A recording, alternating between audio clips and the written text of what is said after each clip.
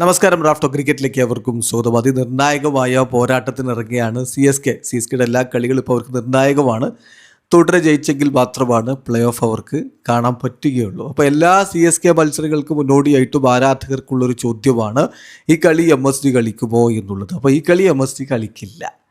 അദ്ദേഹം ഡൽഹിയിലേക്ക് ട്രാവൽ ചെയ്തിട്ട് പോലുമില്ല. ഇന്നലെ എറിക് സിമോൺസ് ഈ കാര്യം സ്ഥിരീകരിക്കുകയുണ്ടായി.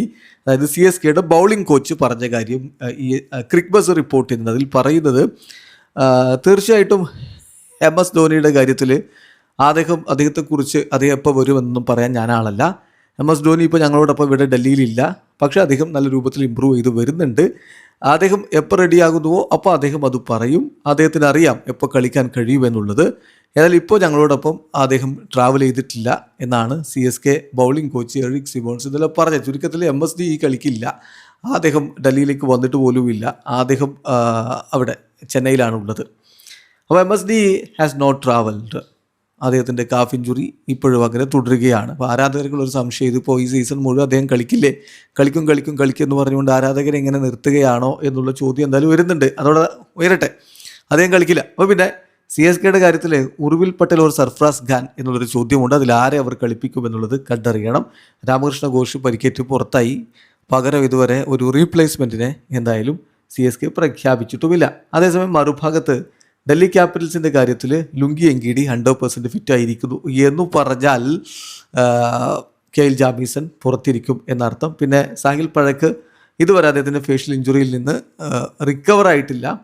അപ്പോൾ പത്തും നിസാങ്ക ഓപ്പണറായിട്ട് തന്നെ തുടരും. ഡേവിഡ് മില്ലർ ഈ കളിയിലും ബെഞ്ചിലിരിക്കുമെന്നാണ് പ്രതീക്ഷിക്കുന്നത്. അപ്പോൾ ഡൽഹി ക്യാപിറ്റൽസിൻ്റെ ഒരു പ്രോബിൾ 12 നോക്കിയാൽ പത്തു Nissanka, KL Rahul, Nitish Rana, Tristan Stubbs, Ashutosh Sharma, Sameer Rizvi, Axar Patel, Vipraj Nigam അല്ലെങ്കിൽ ഓക്കിബ് നബി, then Mitchell Starc, lungi Ngidi, Kuldeep Yadav, T Natarajan.